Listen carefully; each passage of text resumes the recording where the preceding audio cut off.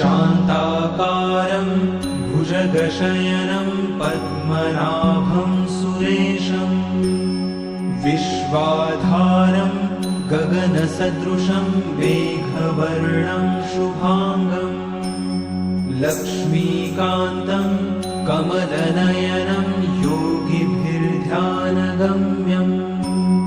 वन्दे विष्णुं भवभयहरं सर्वलोकैकनाथम्।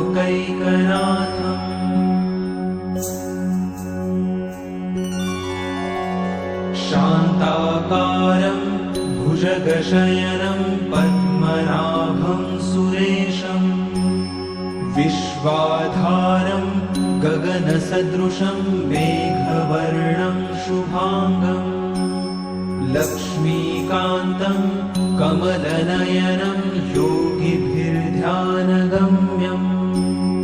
वन्दे विष्णुं भवभयहरं सर्वलोकैकनाथम्।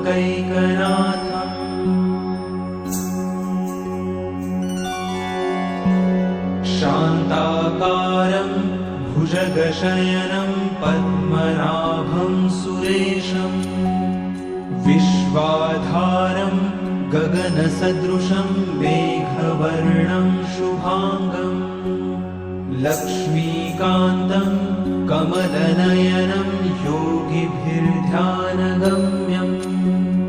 वन्दे विष्णुं भवभयहरं